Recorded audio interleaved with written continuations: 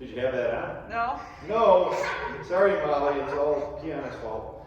But, so anyway, that's why then for number 4, we, and I guess I look at it, if someone had picked C, then they realized that they were gonna hydrolyze this amide down here at the bottom.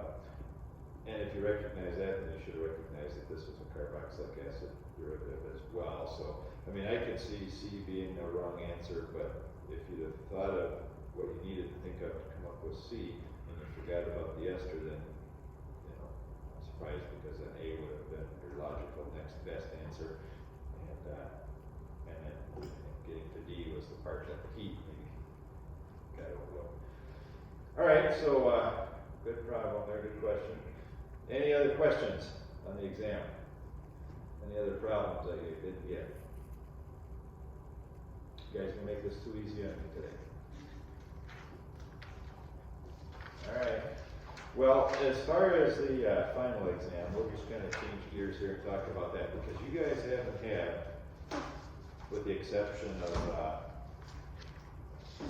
a year ago last fall, you haven't had a real final exam. Now, in my 121 class, you'd have had a final exam. They had sit down, but now that wasn't even a standardized exam, because the standardized final exams, national exams, are always given at the end of the second semester, unless it's Chem 111, because it's a 1-semester class. You get that every time you take it. But so what you should have had last spring, had you been in 122, and what the students that are in it this fall, this spring will be having, unless they're online, can't let them do this, you'd be taking this kind of a final exam here. Right? So it's a standardized exam given out by the American Chemical Society. And what they do is every year they have these versions that come out. Of course, they're different versions, even though the problems are always kind of the same, but yet they change the wording and they change the numbers and all that. And so, they're a serialized exam, so they know that we bought this exam.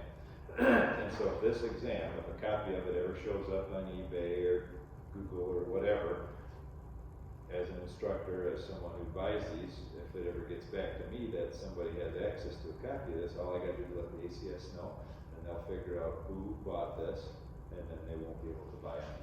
They'll be penalized for it. So we have to keep these things under tight wrap. We can't, loan them to testing centers, this kind of thing. If it disappears, our reputation's on the line, that kind of thing. Now, as far as the exam goes, there again, this is general chemistry, but the first page of your standardized final exam packet always has some information. You never know what's going to be on it, but they give you some constants and other equations, this kind of thing that would be relevant to, in this case, Chem 122, periodic table. Obviously, you're not allowed to use your notes or your book or anything like that. So you guys will have one just like this that you'll get on Tuesday. Is that when we're taking it? Tuesday at 8 o'clock. Is that what we agreed on? Is it 8 o'clock? Is that going to work for you, or is that? Yeah, it's just like I live like 30 minutes away, so I have to wake up earlier for that. Oh well, so whether it's Monday or Tuesday, I guess you get to sleep in Monday. Yes. But I don't care, guys. You can take it whenever you want. I'll come in at midnight and take it. I don't give a rip. Okay, but it was to try to work around your schedules. But anyway, so when you get yours, it's going to say organic chemistry on it, and when you turn the page, same thing. You have a periodic table, but in your case, there won't be really any equations, this kind of thing. But just as a hint, there'll probably be some functional groups, this kind of thing. They'll probably refresh your memory of different functional groups. But that's about all they're going to give you. And then there's directions. And now this standardized exam is always assumed to be, you got 60 problems, I believe, but they give you the amount of time that's normal for the standardized exam. And I think for yours it's 100 minutes or 110 minutes, something like that. So it's pretty much the same amount of time that you're going to get. And you'll have a bubble sheet. We call it Scantron, but it's graded manually. So you'll have a little bubble sheet, and you have to go through, and of course I'm not going to show you any problems here, but you go through, and for each problem there's 4 choices, A through D, and of course none of them are none of the above. There's always an answer. And You know, so with organic chemistry, you're not gonna have really any calculations. I mean, there might be a calculation dealing with a specific rotation and antimeric purity and that, but otherwise you really don't need a calculator, although you can bring one if you want. And can't use your cell phone as a calculator on the final exam. But what's cool about this final exam, this is why we give it, is that it's national standard exam. So with each exam, we get data every time students take this exam. ACS compiles it, and I can go on the website and I can download the most recent statistics, and it gives me a big bell curve and everything of how students do on it with the averages and the high and this and that. And so we'll start out by saying that this final exam, nobody gets them all right. Right? I was actually impressed because I remember when I took this final exam back in, what would it have been, 92, 93, something like that, when I was in your seat, I got 2 wrong. I remember Mr. Husengate was really excited for me, and I'm like, I got 2 wrong, that sucks. Well, then when I look at the statistics, people that get 1 or 2 wrong are like in the 99.99 percentile or something. It's like 1 in 10,000. Nobody gets them all right. I mean, I honestly, I think out of like 50,000 students that usually are on a typical batch of exams over the years, maybe 1 student aces it. That's it. And they probably have cat out or something, I don't know. But so, you know, it's meant to challenge you. And the average out of 60 problems is usually around 38, 40, something like that. Now, I'm not saying the problems are hard, it's just there's a lot of them. And so you need, that's part of taking a standardized exam. Because a lot of you will be taking standardized exams at some point. You're going to be taking MCAT or GCAT or whatever, or DCAT for dental school. And it's the same idea, you know, you're going to take the exam and say, man, that's like a 6-hour exam. How come they only gave me 2 hours to take it or whatever? And it's all about, you got to just prioritize the problems. You know, if you come to a problem that you don't understand, it's worth just as much as the next problem that you do understand. So don't spend a whole bunch of time spinning your wheels on a problem that you're not sure in the first place what's going on. And so, for example, I'll tell you there's a couple problems throughout the exam that deal with topics that we don't cover.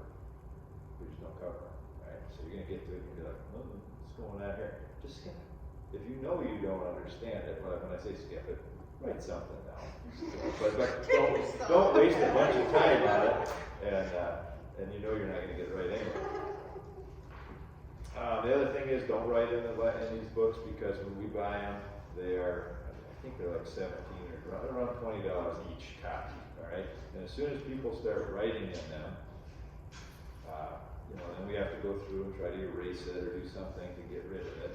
And I always tell students, look, if we give you directions, we tell you don't write in the final exam, and you get your exam and somebody has already written in it before you, and they couldn't follow directions, do you really trust what they wrote down? You know, where it says organize these by PKA or something, and they've got PKAs written, do you really believe it? Because they couldn't even follow directions in the first place, you know. But we do go through it, I go through it, and I erase things. And now, the catch is that, of course, all the organic final exams, we have about 20 copies of them, versions of them, they were all in Mr. Husengate's office. And then when he abruptly left last summer, of course, he never even let us know he was going to leave. So he didn't give us a copy, give us all his stuff back. And so I just saw Mr. Sumrex, and he claims that he gave me these exams and they're in my office. Well, I know my office pretty well. I don't think they're in there anywhere, but I have to find them, or else you guys won't be taking a standardized exam come Tuesday. But I'll find them, trust me, I'll find them. I know, you guys are hoping I don't find them. Dang it! Well, if we don't, I'll just give you the 122 exam or something. You'd be happy, because you said you like 122 more than organic. Right? Good. No, if worst comes to worst, I'll pick something up, but we'll find it. Sumrex claims he, you know, I don't know if you guys are listening, but I went in there and he told me, he says, yeah, I dropped those off in your office last fall, and you told me a few days later that a student, I don't know if it was you, Yuki, or if it was Nehemiah, but he said that some guy came in there and said, oh, is that our final exam for next semester? And I had to hide him, so I don't remember that. He claims he remembers me saying that, but maybe. So, Yeah, you still there. no. He's been sandbagging all along. He took a photo of it and We stuff. know you don't need to lie. How much, like, from this semester and last semester on the final? Well, okay, that's a good question, and let's think about that, because what you learned mostly last semester were tools of things, you know, how to look at IRs, stereochemistry, this kind of thing, isomers. The only material that we talked about last semester that was really unique the last semester that really didn't get carried over much was the chemistry of alkenes and alkynes, right? So when we talked about things like dissolving metal reduction and that, we didn't really talk about that at all this semester. But by and large, everything we did this semester used the information from last semester. So yes, the final exam covers the same material that we would have covered last semester, but it really is focused on this semester because everything we did, this is the reason why I get frustrated when colleges, but students in particular, think that they just need organic chemistry 1. Because organic chemistry 1 is like saying you took the chapter on how to differentiate, now you call it calculus. It's not the same. It's part of it, it's a tool, but it's not the deal. And so, yeah, I mean, when you look at the exam, will there be a few things on there about alkenes and alkynes? Well, yeah, that was came on 221. By and large, it's all related to everything else. Ethers, alcohols, esters, it's all on there. Everything is fair. Like I said, there are a couple topics. You know, nitrogen, in-depth related topics, maybe some biological chemistry topics, peptides, and this kind of thing that we just didn't talk about. A couple of them probably. But there again, that's why it's curved. And so what I'll be doing is, just like I do with most exams, is, you know, number one, I want to see how you guys do on it compared to the national average. And most of the time, I know you guys will do better, right? That's the nice part about this.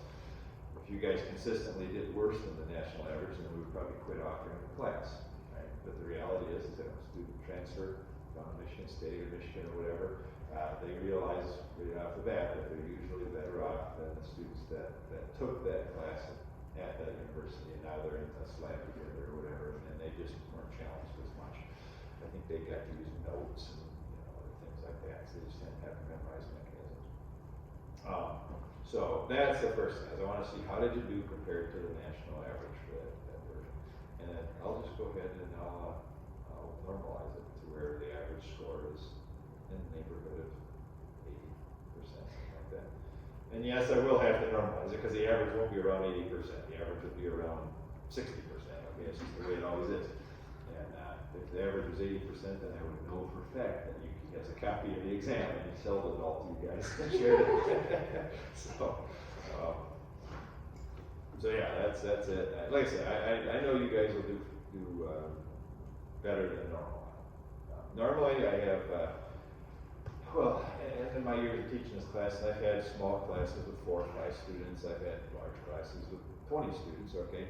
But you always have, like, half of the class that you start asking yourself, did they really get anything out of this? They just aren't keeping up with the class.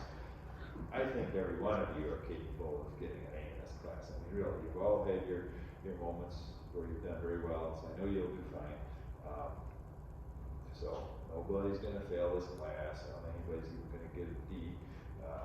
Maybe somebody will manage to pull off a C. I don't know, but hopefully y'all get A's and B's. Right? That would be my goal. We should all get A's.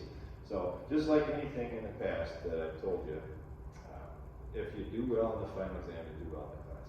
Right? So if somebody gets a really good score on this final exam, they get a 90% average or whatever after it's curved, you get an A in the class. I don't care if your overall average is still 80%, 70%, right? So I look at it this way: if you do good on the final exam, it counts as 100% of your grade. If you do bad on the final exam, it counts as 20% of your grade. Right? It still has to count for something. Because if I just said, oh, the final exam's optional, if you do good on it, you get an A in the class, you don't do bad, it doesn't matter, then about 2 of you would show up for the final. Right? They do that in anatomy and physiology. Mr. Bellows has this policy that if you do really well going into the final, like if you got an A average or something, you don't have to take the final.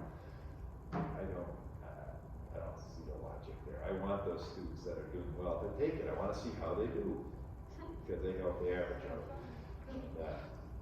I mean, the flip side of it is if you're doing bad going into the final, you're probably going to do bad on the final, so what's the sense of taking the final? Well, because I want you to try. I want you to challenged by something here.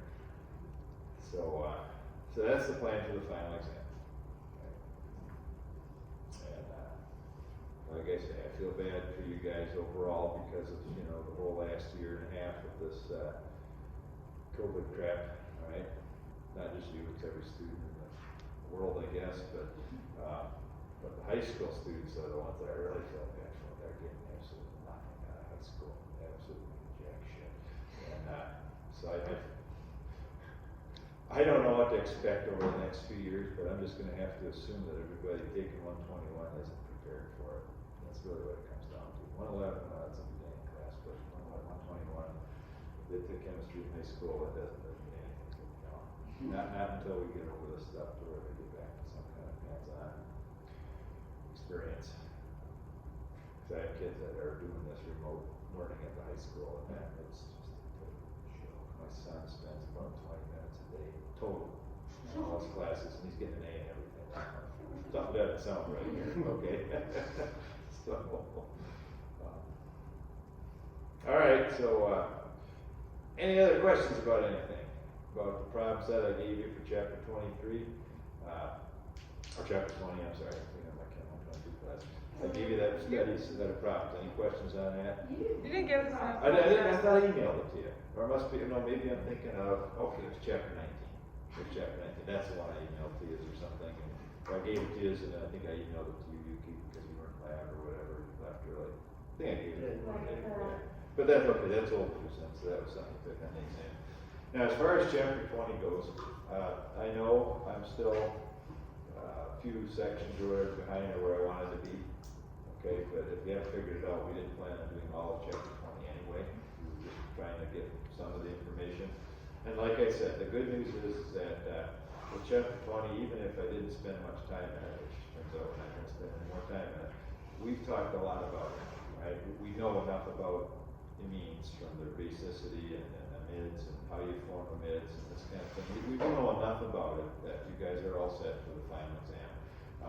All that's really left in the chapter that we didn't get to was like the Hoffman rearrangement, the Curtius rearrangement. There was some stuff that we weren't even going to cover, like the diazone and coupling reactions. But these are not necessary. I mean, that's information that if you're going to go on and take some chemistry on acid-base indicators and this kind of thing, well, then you probably want to know about it. Otherwise, it's not important stuff.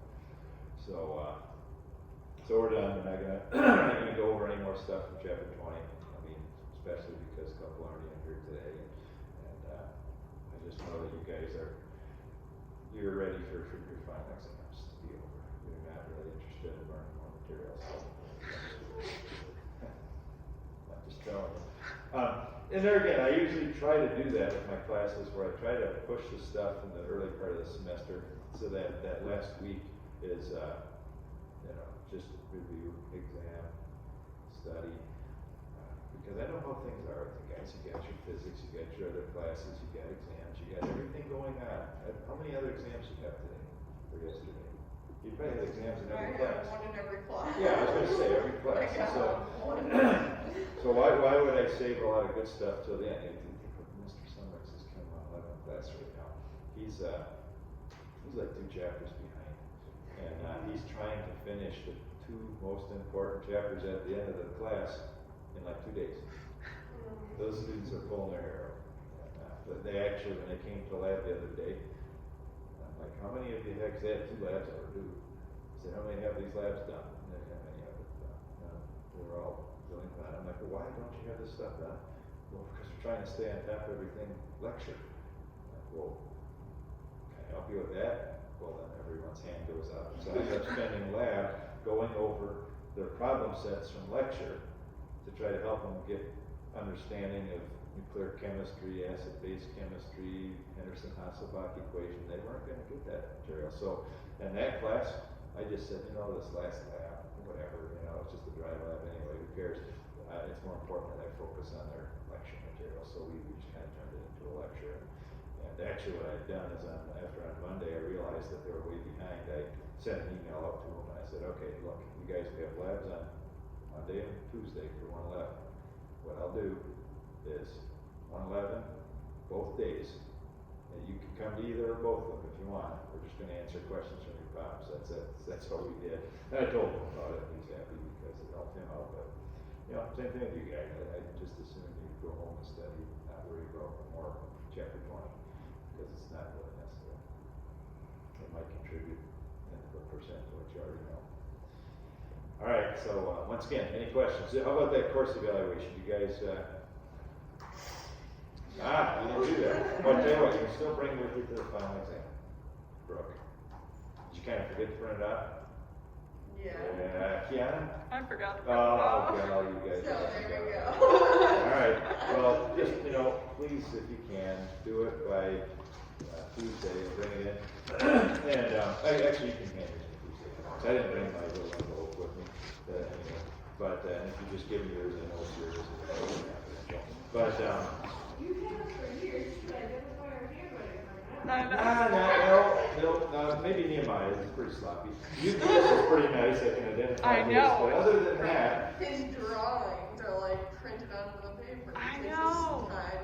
what I do know is if you guys took an exam, I could figure out whose is who. Yeah. Because you always mark yours off with the cross. Yep. Even though the boxes are there to write the letters, she always like bolds the letter out. So if it's a D, she takes the letter D and just bolds it out. I don't remember if it's Yuki. Somebody puts boxes around their answers. You usually are drawing, doodling on your exam, so there's always a little picture of somebody, like has another. Who was it? Is it you or is it Molly? Somebody will hand their exam in and they'll write like F+ on it or so I can usually tell who's who, but no, I don't. And what's funny too is on these evaluations I've noticed over the years, students are so, I guess they don't trust me that it's confidential. I'll see right-handed people filling out the evaluation left-handed, right? So that the penmanship is different.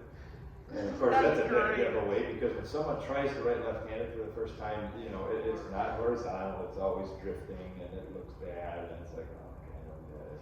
But online, the students that do the evaluations online classes, they do through Blackboard, and there again, it's anonymous because I can't tell who does it, but they almost always put their name back there. And so that's what's weird is that even though I don't even know who they are, I've never met them before, and they don't have to put their name on it, they usually do. And it happens probably once a week or so. I'll run into somebody in the hallway, pass them, whatever, and they'll be like, "Hi, Mr. Radson." I'm like, "Don't know who you are. When did I have you as a student?" And they'll be like, "Oh, I have you as an online instructor. I had you last semester, or last summer, or whatever." And so that's what's weird is that there are a lot of students. There's probably 100 of them right now that are wandering around that have had me. I don't even know who they are. I've got students in 122 now that I've never met. Like you guys might know Jake. Is it Jake Schiller? What's his name? Schiller. What's his first name? Jake. Jake, yeah. I don't know. Never heard of him. Now, what's weird is that he has seen me skiing. And people will say, "Yeah, Jake saw you skiing." I'm like, "Damn, I don't know who he is." So, Can't even keep an eye out. yeah. But, all right, so hey, that's it, you folks. Have a good weekend. Who's coming to lab tomorrow besides Olivia? You're going to be there, right? Yuki, you're done. You come if you want. You're done. Brooke, you handed yours in. Savannah, you handed yours in. Got it right. So I guess it's Ava. She hasn't told me what hers is. Yeah. Right.